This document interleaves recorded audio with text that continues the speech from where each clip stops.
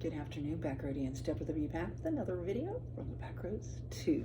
Thank you very much for being here. Now, when I did that lone wolf video, and I got so many subscribers, I'm over 500 now.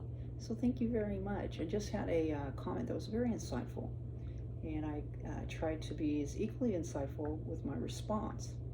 But I did have another comment that just blipped on my device, and then it disappeared.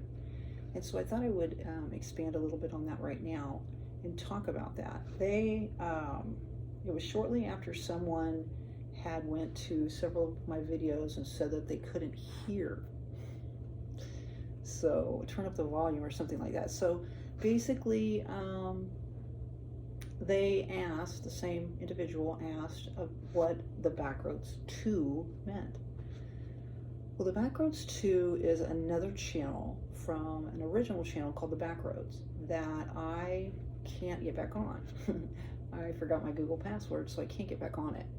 But it's called the Backroads, and I have quite an extensive,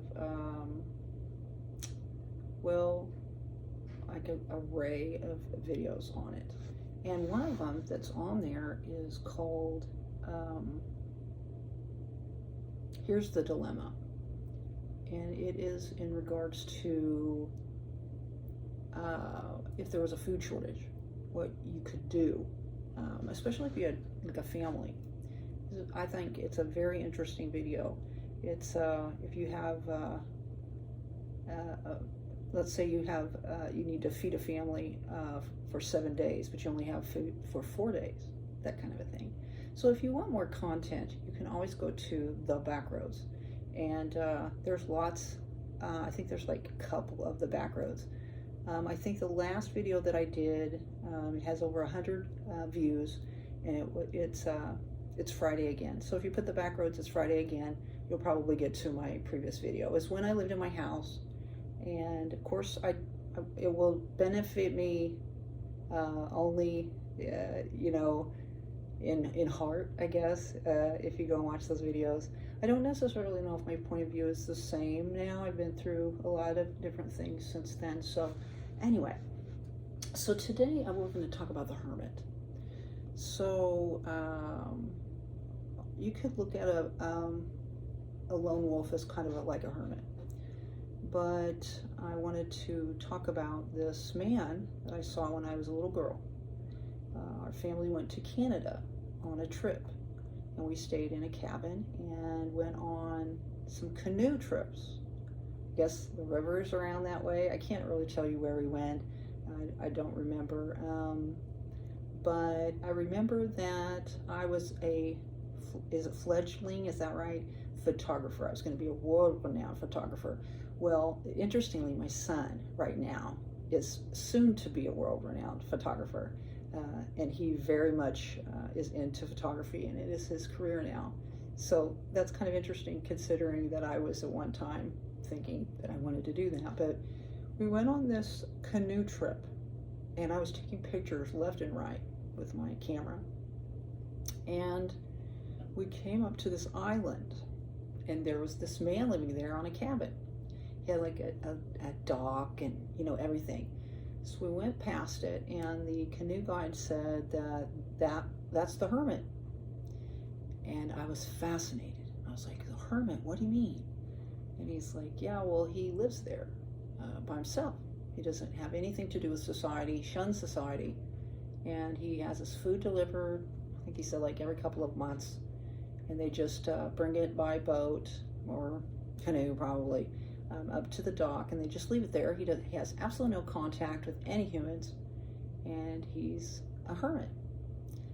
And so I was bound to determine that I was going to get this man to wave at me, smile at me. I don't understand why I did it, but I just sat there waving at him. I might even been yelling at him to look over at me. I thought it was just so crazy that this dude was out on this island.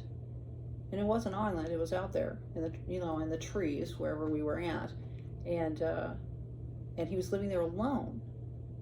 And I waved and waved and waved, about waved my arm off, you know, at that man, hey. And he finally turned and looked at me. And he looked at me with just the blankest expression and just stared at me, and then turned around and walked back towards his cabin. And we just continued with our canoe trip. But that man never has left my memory. It's just been something that's been kind of a fascination for me the entire length of my life. And so I thought I would talk about it because I never thought that I could relate to somebody living on an island, not seeing people, not interacting with people, just living an independent solo life. And that's kind of what I'm doing right now. I do interact with people, but it's not, I tried to, like today especially, over the last several days, I've tried to really express positivity.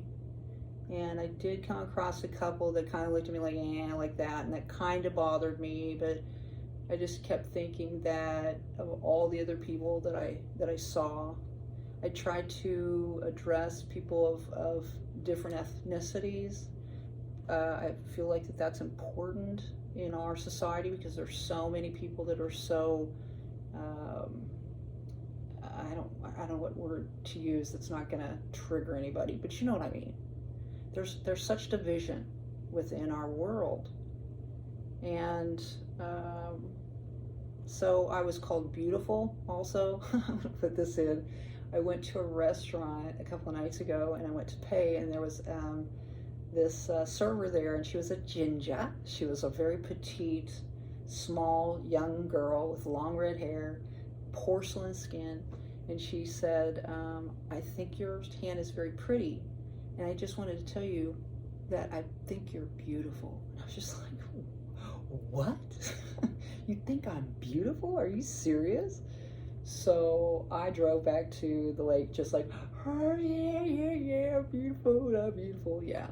And so I went to the store yesterday, and there was a man there that works there that I used to work with at the newspaper that was a reporter.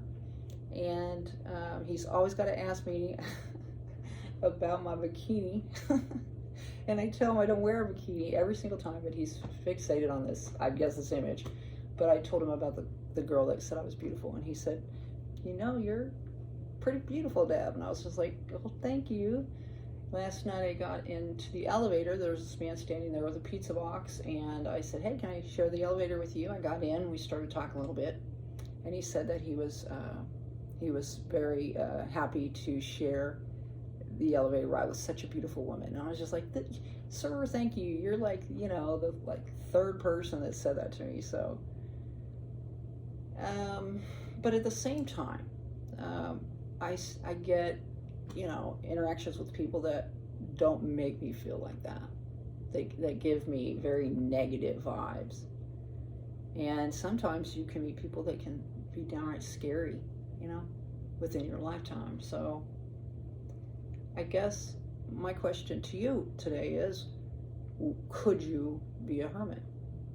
Could you live on an island alone without any contact with anyone? Could you live alone, like survivor, castaway, for any length of time? I believe that I could, to be honest with you. I spent a lot of time alone, and I actually am alone right now.